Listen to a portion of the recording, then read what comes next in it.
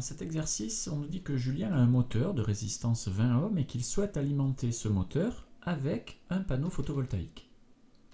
Les données du constructeur concernant ce panneau sont les suivantes. On voit ici différentes courbes qui traduisent en fait l'éclairement du panneau, c'est-à-dire est-ce que le panneau est en plein soleil, est-ce que c'est nuageux, etc. Et donc ce qui apparaît sur les courbes, c'est l'intensité lumineuse, en gros l'énergie qui arrive du soleil. Et on voit que plus il y a de lumière qui arrive sur le panneau, et bien plus le panneau sera capable de débiter du courant. La première question qui nous est posée est de tracer sur la caractéristique du panneau la caractéristique du moteur, en supposant que c'est une résistance pure. Ce qui n'est pas vraiment le cas, mais pour l'exercice, on va supposer que le moteur subit la loi d'Ohm, c'est-à-dire U égale R fois I. Alors cette fonction est linéaire, ce qui veut dire que si I est nul, U est nul. Donc on a un point par lequel passe la caractéristique du moteur, c'est le point 0, 0, ici.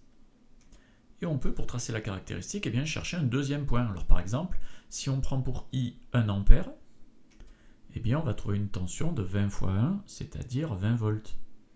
Si on prend 2 ampères, eh bien, on va reproduire exactement le même calcul et trouver 40 volts, etc. Alors il n'est clairement pas nécessaire de placer plusieurs points, on avait le point de départ, il suffit d'avoir un deuxième point pour tracer la caractéristique la plus, la plus propre, celle qui aura le moins d'erreurs. Il faudrait chercher le point le plus éloigné, donc ici l'idéal serait de se placer à 4 ampères pour trouver la tension de 80 volts. On peut alors tracer la caractéristique de la résistance, et les intersections avec les courbes vont nous donner les points de fonctionnement. Ça veut dire que si le panneau reçoit 200 watts par mètre carré, eh bien le point de fonctionnement se trouvera ici. Si on reçoit 400 watts par mètre carré, eh bien le point de fonctionnement sera là. Alors interprétons ces résultats. Qu'est-ce que ça veut dire? Ça veut dire que si Julien se trouve un jour peu ensoleillé, eh bien le panneau va délivrer une intensité de 1,2 ampères par exemple, on se trouve ici. S'il y a un peu plus de lumière, eh bien, il va produire une intensité de à peu près 2,5 ampères. Et on se rend compte que s'il y a beaucoup de lumière, eh bien, la capacité du panneau à produire du courant n'est plus utilisée.